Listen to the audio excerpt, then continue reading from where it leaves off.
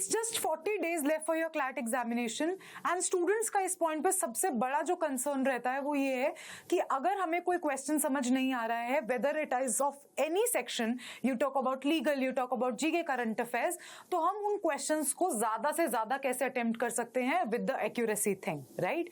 So today I Barkha, your faculty and mentor at iConta, आपको इस video में यही बताने वाली हूं that how can you increase your attempts in the legal section for the CLAT UG 2025 examination, right? So if we move further,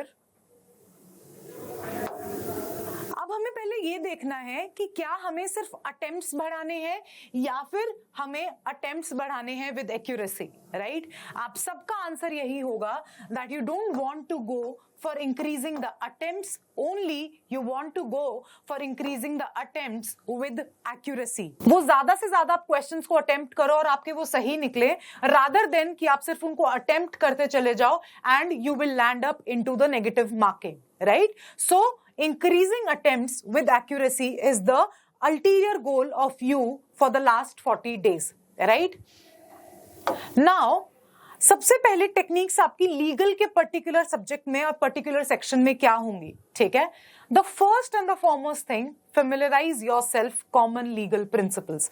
जब तक आपको कॉन्सेप्चुअल अंडरस्टैंडिंग नहीं होगी, राइट?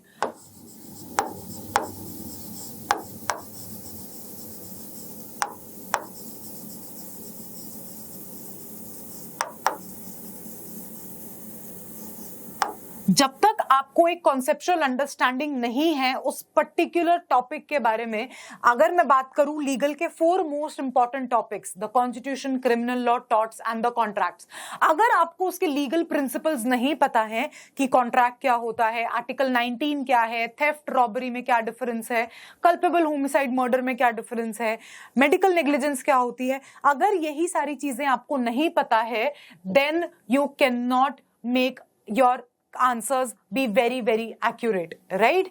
तो सबसे बड़ा पॉइंट यही होता है लीगल में कि आपको एक बहुत अच्छी कंसेप्चुअल अंडरस्टैंडिंग हो, यानी कि आपके कॉन्सेप्ट्स बहुत क्रिस्टल क्लियर हो, then only you can proceed further. And I guarantee कि अगर आपको कॉन्सेप्ट्स बहुत अच्छे से पता है तो कोई भी ऐसा क्वेश्चन नहीं होगा जो आप अटेम्प्ट नहीं कर सकते हो। हाँ, we can keep aside the miscellaneous topics, but miscellaneous topics को छोड़ के जो मैंने 4 टॉपिक्स की आपसे अभी बात की, दोस टॉपिक्स आर समथिंग जो बहुत ज्यादा हाई वेटेज टॉपिक्स होते हैं आपके लीगल सेक्शन में, राइट? अगर मैं 32 क्वेश्चंस में से बात करूं तो मोर देन 25 क्वेश्चंस आपके सिर्फ इन 4 टॉपिक्स में से आते हैं, और जो एक लास्ट का पैसेज होता है वो कभी कभी आपसे मिसलेनियस टॉपिक्स में से पूछ लिया जाता है, राइट? इसीलिए आपको इन 4 टॉपिक्स को बहुत अच्छे से करना बहुत ज्यादा इंपॉर्टेंट है। एंड रही बात अगर हम मिसलेनियस लॉज की बात करें तो कभी भी अगर आपके एग्जाम में मिसलेनियस लॉज से कोई टॉपिक पूछा जाता है तो वो पैसेज इतना डिफिकल्ट नहीं होता कि आप उसको कॉम्प्रिहेंड ना कर पाओ। आपके लिए बहुत ज्यादा जरूरी हो जाता है उस टेक्निक को समझना कि उस पर्टिकुलर पैसेज को आप कैसे कॉम्प्रिहेंड करोगे, बिकॉज आपसे बीइंग इन क्लास 12th ये एक्सपेक्ट नहीं किया जाता कि आप में पूरा लॉ अभी पढ़ रखा होगा। अगर वो आपसे यही एक्सपेक्ट कर लेंगे तो वो आपको लॉ स्कूल में क्या पढ़ाएंगे, राइट? इसीलिए आपको बहुत बेसिक नॉलेज लेकिन बहुत स्ट्रॉन्ग नॉलेज होनी चाहिए in the legal section for all the topics that you are studying before the examination, right? अगर आपको टॉपिक्स पता है तो आपको कहीं पर भी प्रॉब्लम नहीं आने वाली है in your attempts, right? Familiarity with the core legal principles like contracts, torts, constitution, criminal will help you quickly identify the legal issues, right? Focus on CLAT specific topics, ठीक है? इंटरप्रेट करना कि CLAT में बहुत frequently कौन से questions पूछे गए हैं, प्रीवियस ईयर एनालिसिस को एनालाइज करना, वो आपको एक आइडिया देगा कि कौन से ऐसे टॉपिक्स हैं जिनसे बार बार क्वेश्चंस आते हैं। एंड अगर आप उन टॉपिक्स को स्ट्रांग बना लोगे तो आपके अटेम्प्ट्स क्यों रिड्यूस होंगे, and why will there be no accuracy? Accuracy बिल्कुल होगी अगर आपको टॉपिक्स अच्छे से आते होंगे, राइट? अगर मैं अब अगली बात करूं, अगली टेक्निक की, mastering the skill of skimming and scanning, ठीक है? अब स्किमिंग एंड स्कैनिंग से क्या मतलब है? ये एक बहुत सॉलिड आर्ट है जो अगर क्लैट के बच्चे को एक बार समझ में आ जाए देन आप 120 मिनट्स में 120 क्वेश्चंस को अटेम्प्ट कर सकते हो and that is my guarantee. ठीक है, स्किमिंग एंड स्कैनिंग का क्या टेक्निक होती है? स्किमिंग एंड स्कैनिंग में आपको क्या करना है, आपको पैसेज को एक बार ऊपर से देखना है। शुरू की 2-3 लाइंस आपने पढ़ी, आपने फेमिलियराइज किया कि हाँ ठीक है ये इंडियन कॉन्ट्रैक्ट एक्ट का पैसेज है। आप पैसेज को पढ़ने से पहले एक बार सीधा क्वेश्चंस पे चले जाओ अगर आप बहुत श्योर हो कि आपकी कॉन्सेप्चुअल अंडरस्टैंडिंग बहुत अच्छी है। राइट, मैं आपको बार बार ये चीज रिपीट कर रही हूं, आपको ये टेक्निक तभी ऑप्ट करनी है जब आपको पता चल गया कि हाँ पैसेज कौन से टॉपिक से रिलेटेड है। अगर आपकी कॉन्सेप्चुअल अंडरस्टैंडिंग बहुत अच्छी है तो ही आप उस पैसेज को एक बार स्किप करके सीधा क्वेश्चंस पे जाओ और देखो कि हाँ क्या ये क्वेश्चंस मैं बिना पैसेज पढ़े अटेम्प्ट कर सकता हूं या नहीं कर सकता हूं। That will eventually lead in saving your time. And अगर आप उन क्वेश्चंस को अटेम्प्ट कर पाए बिना पैसेज पढ़े हुए, अगर पैसेज में कोई एक्सेप्शन दे रखा है या कुछ डिफरेंस दे रखा है तो वो आपको इनिशियली ही दिख जाएगा। राइट, तो वही उसी आर्ट को कहते हैं स्किमिंग एंड स्कैनिंग। पैसेज को फटाक से अगर नहीं आपको ये मन कर रहा कि चलो ठीक है मैं ये रिस्क नहीं लेना चाहता कि मैं सीधा क्वेश्चंस पे जाऊं, मुझे पैसेज पढ़ना है, तो अपनी आपको इतना कैपेबल बनाओ कि 2 मिनट में आपने फटाफट वो पैसेज पढ़ा और आपको समझ में आ गया कि हाँ कुछ नया नहीं बताया है पैसेज ने, ये तो मैंने पहले से पढ़ रखा है। एंड उन क्वेश्चंस को आप, सो दैट मीन्स अगर 6 to 7 क्वेश्चंस आपसे एक पैसेज में पूछे गए हैं तो विद इन 4 मिनट्स आप उस पूरे पैसेज को अटेम्प्ट कर पाओगे, अगर वही आपने कॉन्सेप्चुअल अंडरस्टैंडिंग बहुत अच्छी कर रखी होगी तो। Right, scheme for essential information, passage में ढूंढो कि मेरे लिए क्या एसेंशियल है और क्या एसेंशियल नहीं है। Right, focus on the main argument and conclusion of the passage and scan for important words और फ्रेजेस। स्कैन करो कि आपके लिए सबसे इंपॉर्टेंट इंफॉर्मेशन क्या हो सकती है और उसको हाईलाइट करके छोड़ दो पैसेज में and then directly jump to the follow up questions. Right, moving further, avoid over thinking and stick to simple logic. अब मैंने ये क्यों लिखा?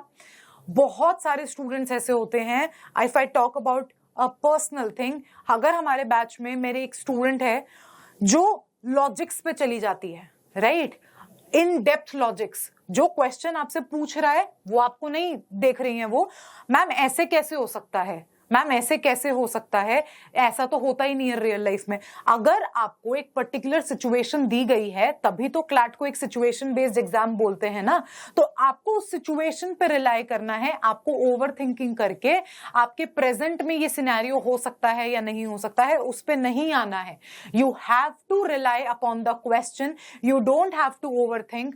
एंड आपको सिंपल लॉजिक कि क्या मेरे से पूछा गया है, क्या पैसेज में आपको कॉन्सेप्ट दिया गया है, उसी लॉजिक पे आपको स्टिक करना है। Focus on what is asked, ये नहीं कि क्या हो सकता है क्या नहीं हो सकता है, जो पूछा गया है सिर्फ उसी पे रिलाई करो। Sometimes the questions can be tricky, make sure to read what the question specifically ask for, whether it's identifying the correct application, choosing the most appropriate legal principle or predicting the outcome। जो भी options दिए हुए हैं उन्हीं पे realise करो। ये मत सोचना कि यार ये ऐसा पॉसिबल है, ये हो सकता है या नहीं हो सकता है। You don't have to assume extra information, don't assume extra information. Answer based solely on what is given in the passage. Real life में with that situation is applicable और not applicable, you have to rely fully on the passage, then only you will be able to increase your attempts। क्योंकि अगर आप logic में घुस गए और आपको समझ नहीं आ रहा कि अब इस क्वेश्चन का क्या आंसर होगा, you will eventually end up in leaving that particular question, and that is why you have to don't assume the extra information जो आपने पहले पढ़ी है या कुछ भी। जितनी पैसेज में आपको इंफॉर्मेशन मिली है उतना ही आपको उस चीज पे रिलाई करना है। Over thinking can lead to incorrect answer, stick to the facts and principles provided. Right, over thinking से आप इवेंचुअली उस क्वेश्चन को या तो गलत कर दोगे या उसको छोड़ दोगे। Right, now utilise shortcuts and eliminating options. ये मैं अपने हर वीडियो में बोलती आई हूं, अगर आपको अच्छे से कोई क्वेश्चन को अटेम्प्ट करना है तो ये ट्रिक समझ लो कि आप शॉर्टकट और एलिमिनेट कैसे कर सकते हो ऑप्शन को। राइट, अब वो कैसे होगा? देखो अगर आपके पास 2 ऑप्शंस है तो ऐसे, अगर आपके पास 4 ऑप्शंस हैं एक पर्टिकुलर क्वेश्चन में, ठीक है, उन पर्टिकुलर 4 ऑप्शंस में से 2 ऑप्शंस ऐसे होंगे जो आप डायरेक्टली एलिमिनेट कर सकते हो, that is for sure. For sure 2 options को आप हमेशा एलिमिनेट कर पाओगे, राइट। लेकिन 2 ऑप्शंस ऐसे होंगे जो आपको थोड़ा सा कंफ्यूज कर देंगे। एंड अब यहां पर बात आती है इन 2 ऑप्शंस को जो ये ए और सी मैंने मार्क किए हैं कि आप इनको कैसे एलिमिनेट करोगे। Again going back to the square one, अगर आपकी कॉन्सेप्चुअल अंडरस्टैंडिंग बहुत अच्छी होगी तो आप इन 2 शॉर्ट क्वेश्चंस को, शॉर्ट ऑप्शंस को 100% एलिमिनेट कर पाओगे। एंड फिर आपका सिर्फ ये 50-50% चांस बच जाएगा बी और डी ऑप्शन में से चूज करने का, फॉर एग्जाम्पल, राइट। तो क्या बोल रहे हैं, use elimination technique if you are unsure about the correct answer, eliminate the options that are clearly incorrect. ठीक है, जो क्लियरली इनकरेक्ट ऑप्शंस हैं उनको एलिमिनेट कर दो तो आप चांसेस आपके बढ़ जाते हैं बचे हुए 2 ऑप्शंस में से एक आंसर को सेलेक्ट करने के। बाइफरकेट कर दो, ठीक है, यहां पिक्चर से समझ आ रहा होगा। बाइफरकेट कर दो कि ये ऑप्शंस तो बिल्कुल एलिमिनेटेड है, इनमें से आंसर हो ही नहीं सकता। ठीक है, identify patterns in the answer choices, sometimes you can identify patterns in the options that help you in narrowing down the correct answer. कभी कभी वो एक टेक्निक होती है, वो लक बेस्ड चीज होती है कि आपने क्वेश्चन पेपर में देखा कि हाँ ये पैटर्न फॉलो होता हुआ आ रहा है तो शायद क्या पता ये सही हो जाए, but that is something which is you have to observe a pattern, right. लेकिन एलिमिनेटिंग ऑप्शंस में सबसे अच्छी टेक्निक ये होती है कि आप 2 ऑप्शंस को एलिमिनेट कर दो एंड देन उन बचे हुए 2 ऑप्शंस में से आपको ये सोचना है कि कौन सा लीगल प्रिंसिपल इस पर्टिकुलर क्वेश्चन पे लग रहा है and how can I solve this particular question, right. Now moving further to the review and analysing your mistakes. ठीक है, वो कब होगा, वो होगा आपके मॉक्स के टाइम पे। ठीक है, अब मैं आपको ये बताने वाली हूं कि अगर if you are a person जिसको बहुत ज्यादा प्रॉब्लम है अपने लीगल रीजनिंग के सेक्शन में, you have to just stay till the end of the video, stay tuned, ताकि मैं आपको ये बता सकूं कि आप अपने लीगल रीजनिंग के सेक्शन को कैसे एस कर सकते हो, राइट। तो कमिंग बैक कि आपको अपनी मिस्टेक्स को कैसे एनालाइज करना है और कैसे रिव्यू करना है। ठीक है, जब भी आप अपने मॉक्स देते हो या जब भी आप अपने सेक्शनल टेस्ट देते हो तो आपको आपकी कॉमन मिस्टेक्स के बारे में पता चल जाता है कि मेरा कॉन्ट्रैक्ट सेक्शन स्ट्रांग नहीं है, मेरा कॉन्स्टिट्यूशन सेक्शन स्ट्रांग नहीं है। ये आपको फॉर श्योर पता चल जाएगा व्हेन जब आप कॉन्टिन्यूसली टेस्ट दोगे, कॉन्टिन्यूसली मॉक प्रैक्टिसेस करोगे एंड कॉन्टिन्यूसली अपने सेक्शनल प्रैक्टिस जब करोगे तो आपको उन पर्टिकुलर मेन हेड्स में से भी सब हेड्स पता चल जाएंगे कि कॉन्ट्रैक्ट में मुझे रेवोकेशन में प्रॉब्लम आ रही है, कॉन्स्टिट्यूशन में मुझे फंडामेंटल राइट्स में प्रॉब्लम आ रही है। तो आपको एक बहुत क्लियर पिक्चर मिल जाएगी right in front of your head कि मुझे इन टॉपिक्स पे ज्यादा फोकस करने की जरूरत है, राइट। एंड अगर आपने उस चीज को मास्टर कर लिया कि आपको पता चल गया कि आपके कौन से सेक्शन में सबसे ज्यादा प्रॉब्लम है, तो आप उस पर ज्यादा ध्यान दोगे एंड इवेंचुअली आपके अटेम्प्ट्स बढ़ जाएंगे, राइट। अगर मैं बात करूं नॉर्मली, अगर मैं एग्जांपल लूं तो कॉन्ट्स में ऐसा होता है बच्चों के साथ कि बच्चे समझ ही नहीं पाते कि हमें कॉन्ट्स को अप्रोच कैसे करना है and eventually they end up in leaving that particular whole section. ठीक है, अगर उनको पता चल जाए कि हमें कैसे प्रोसीड करना है उस पर्टिकुलर सेक्शन में, राइट, तो वो शायद कॉन्ट्स में अगर 12 क्वेश्चन है तो एटलीस्ट वो 6-7 अटेम्प्ट कर पाए, राइट। तो इसीलिए लीगल में भी ऐसा ही होता है कि आपको एनालाइज करना है कि आप कहां गलती कर रहे हो, कितनी गलती कर रहे हो, कौन से सेक्शन में गलती कर रहे हो, and then you can increase your attempts in by mastering that particular section in which you are facing problem with, right? Understand why you got a question wrong and how can you avoid making the same mistake in the future. अगर आपने section को analyse कर लिया तो आपको पता चल जाएगा कि आप इस मिस्टेक को कैसे फ्यूचर में अवॉइड कर सकते हो। Learn to spot trick questions, जितने ज्यादा क्वेश्चंस प्रैक्टिस करोगे उतने ज्यादा क्वेश्चंस में आपको पता चलेगा कि कौन सी ट्रिक यूज हुई थी and that is how you can solve the tricky questions as well, right. तो उस ट्रिकी क्वेश्चंस को आपको ये देखना है कि मैं आगे जाके अगर मेरे सामने ऐसा कोई क्वेश्चन आया तो मुझे यही सेम टेक्निक यूज करनी है and you will be able to ace all the questions जो आपके सामने आएंगे, right. Develop critical reading and analytical skills. देखो, अब जो आपका क्लैट एग्जामिनेशन है वो फुल्ली क्रिटिकल बेस्ड पेपर है। वो आपकी माइंड की एनालिटिकल स्किल्स को चेक करता है कि अगर आपको एक सिचुएशन में फंसा दिया जाए तो आप उस सिचुएशन में क्या करोगे। That is what full CLAT paper is all about, right? तो आपको उसी क्रिटिकल और एनालिटिकल स्किल को डेवलप करना है, राइट? वो क्या बोल रहे हैं, कीवर्ड्स को समझो। Identify keywords while reading the passage. Look for the words that help you understand the legal principles. अगर आपने legal principles पहले से पढ़ रखे हैं तो अगर आपको ये words दिख जाएंगे, contract, duty, negligence, rights, तो आप समझ जाओगे कि हाँ कौन से टॉपिक से पैसेज है, right? That can help you quickly identify the topic and core issue. तो आपको ज्यादा टाइम वेस्ट नहीं करना पड़ेगा इशू को समझने में। तो वो कैसे पता चलेगा, जब आपके दिमाग में ये एनालिटिकल स्किल होगी कि हाँ इन वर्ड से मुझे समझ में आ गया। अगर नेग्लिजेंस है तो टॉर्ट भी हो सकता है, क्राइम भी हो सकता है, राइट? अगर कॉन्ट्रैक्ट है तो स्पेसिफिकली सिर्फ इंडियन कॉन्ट्रैक्ट एक्ट से क्वेश्चन है। तो वो आपको स्मार्टनेस दिखानी है वहां पर पैसेज पढ़ते हुए। Understand how to apply principles. अब वही बात है, प्रिंसिपल्स को अप्लाई कैसे करोगे? Practice applying legal principles to different factual scenarios. Focus on identifying the relevant facts that are crucial to applying the principle, which will speed up your problem solving process. ठीक है? इसमें क्या होता है कि आपको अगर एक बार सिनेरियो समझ में आने लग गया, right?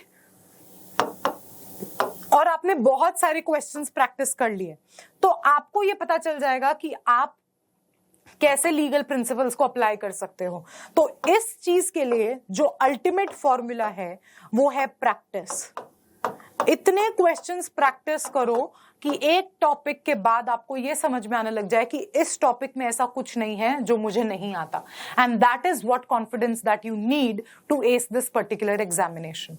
That is why practice and practice will eventually make you lead into this particular section, or you talk about any other section of the CLAT exam, right?